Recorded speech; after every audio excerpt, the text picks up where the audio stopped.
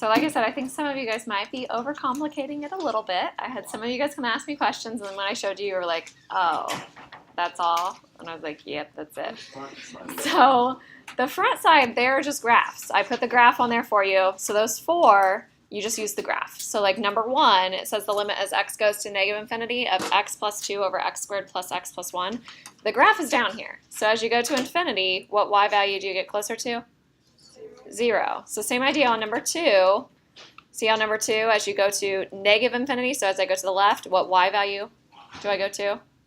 Negative infinity. What about number 3? What did you guys put for that? Infinity, because it says negative 3 from the, well, it's from the right though. So negative 3 from the right, yeah, oh, it's positive infinity, yes. I was thinking negative infinity. Yes, so it is positive infinity. But if I say negative 4 in general for this next one, does not exist, because from the right, it goes to infinity. From the left, it goes to negative infinity, okay? Now, the next 2 you were actually supposed to sketch. And the first one is a little bit complicated, okay? The reason it's complicated is because there is a slant asymptote. So I tried to tell you guys that at the end of class last time, but I think some of you guys didn't get that. So go ahead and do the slant asymptote division. So normally, like in Algebra 2, I taught you to find a slant asymptote. We use long division, because it's not always x to the first on the bottom. So you could set it up and you can say I have x squared divided by x plus 1. But since this is x plus 1, you can go ahead and do synthetic division. Okay, so synthetic division, you're going to put negative 1 in the backwards L, and then we're going to put 1x squared 0x plus 0. So I'm going to have 1, 0, 0. And when I divide, I do negative 1 times 1 is negative 1. Add straight down, I get negative 1. Negative 1 times negative 1 is 1. Add straight down, I get 1.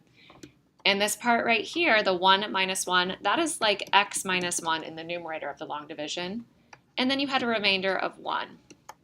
The remainder doesn't matter. This is what we're worried about. So y equals x minus 1 is the slant asymptote. So we're going to go to negative 1. And we're going to go up 1, right 1, up 1, right 1. And this is a dotted line. Okay, so we're not crossing that line. All right, and then the vertical asymptote is x equals negative 1, which I think most of you guys had. So when you have those 2 things drawn in, just do a quick t-table, just like we do before. And we're going to plug in like 0 and plug in negative 2. So when you plug in 0, you get 0. When you plug in negative 2, you get 4 over negative 1, so you get negative 4. So we have this point, and we have this point. And that's enough to know that it's going to go along the slant and along the vertical. So it's going to look something like that. So we're worried about as we approach that vertical asymptote from the right side. So that would equal infinity. Okay, so we have the correct sketch, and we can find the answer. All right, same idea for the next one. So the next one has a vertical asymptote at negative 2, right? And then you would see what's happening as you approach negative 2 from the right. So I'm not going to sketch that one. You guys can do that one. Now the other side, yes? For the first one that you graphed it, how would you know to do the division? How do you know that it has a slant asymptote? If you remember, if it's 1 degree larger on top, that's when there's a slant asymptote. Okay. Yeah, Ariana? I just had a question about the other side. Okay, so the other side, yes. Okay, I know I asked you about it, but I still just don't understand number 10. Okay, number 10, we're actually going to do some like that in the notes anyway. Okay, so let's kind of go through quickly. So number 7. Number 7 is the easiest problem on the packet, and so many of you guys just overcomplicated it because you thought, oh, but I can't factor x squared plus 1. It's not a factoring problem. This is a direct substitution problem, so maybe I should sneak more of these on your homework for you. So see how negative 1 is in the domain? So that, just plug it in. That's all you do. So plug in negative 1. Number 8 is a little complicated, like knowing what the shape of the graph is. But imagine you have a t-table, and you're plugging in values approaching 3 from the left. So 3 from the left would be plugging in things like 2, 2.5, 2.9, and so on. First of all, we want to know, is that defined? Can I plug in like 2.9 and it's okay? Yeah, it is, right? 9 minus 2.9 squared is still going to be positive. If I had said approaching 3 from the right, do you see the issue? Yeah. If I said 3 from the right, those are undefined. There's actually nothing on that side of the graph. If you guys do know what this graph looks like, it looks like a semicircle. right? So if I said approaching 3 from the right, there's nothing over here. Okay, so that's what would be happening if I approached 3 from the right. But 3 from the left is okay, so it's a direct substitution one. So you're just plugging in 3. So what's our answer? 0, right? The next one is a factoring one. So remember I told you I was going to sneak in some that were from your old homework? That's one. Yeah, Jake? Could just plug in 1 also. Actually, yeah, you could just plug in 1. So that one is in the domain. Maybe I meant for it to be -1. Yeah, so you can factor. The next one is an interesting graph, and you'll see this one pop up every now and then.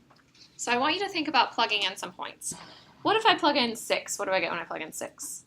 1. What do I get when I plug in 7? 1. 5.1. 1. Anything that's bigger than 5 is going to give you a positive 1. Because you're going to have 6 minus 5 over 6 minus 5. You're going to have 7 minus 5 over 7 minus 5, right? Okay, what about if I plugged in 4? Yeah, you get -1. So this is a graph that you'll see every now and then. Whoops, I got kind of wobbly there. I still missed it. This is where we're just going to do a big tick mark there. All right, so it's like that. And so as I approach 5 in general, does not exist. One of them approaches, so if I approach from the right, it would be 1. If I approach from the left, it would be -1. But if I just say 5 in general, does not exist. Yeah. So why wouldn't it be 0? It would not be 0 because there's no point there, right? It's not like, it's not going towards 0, right? It's not like that. Does that make sense? It's nothing. Is there a way to do that? It's without 0 graph? over 0, right? Is there a way to do that without graph? I mean, 'cause No, I that's think just graph you just try a couple values, I guess. I don't know. Try a couple values. Think about trying 5.1, 5.01, 5.001, just like you would do with like a table of values. And then go from the left as well, 4.9, 4.99, 4.999, right? Do you guys see that you're always getting 1 and -1? Yeah. All right, the next one is multiplying by the conjugate. The next one is a graph. Okay, so some of you guys can do this in your head without graphing it. Can you think about what the graph looks like? It's most similar to 1 over x squared. Do you guys remember what 1 over x squared does? Yep, it goes like this. So 80 is going like this. Do you guys see? So it's going like this. We'll do that for Anne so she can see it. All right, so it's going like that. So as I approach 1 from both the right and the left, what am I going to go to? Infinity. So that answer is going to be infinity. Number 13 is similar to the ones that we did before with the absolute values. So you do get 5x squared over absolute value of 3x, or you can put the 3 on the outside if you want. It doesn't matter. I think I was putting like 3 absolute value of x like that. But this time our degrees are not the same. So as you plug in a really big negative number, the top is huge, right? That negative number squared. The bottom is not as huge. Do you guys see what's going to happen? What will this one go to? It's top heavy, right? It's heavier on the top than it is on the bottom. So it goes to infinity. So infinity is our answer. Do you guys see why it's positive? X squared is positive, absolute value is positive. Isabel? Can I ask what does 12 does not exist? Number 12 is infinity. Because it's 2, 1. Yeah, but if you graphed it, you would have a vertical asymptote here, and then it would go up, and it would go up. So you can say does not exist. That would work on the AP test, but the more specific answer is infinity, because they're both going up to infinity. So if I put does not exist, it's not correct. It would be wrong on my homework, yes. 15? All right, and then this next, number 14 is a horizontal asymptote problem. Do you guys see the horizontal asymptote? You get it? 5/4. And then this next one, 15, don't overcomplicate it.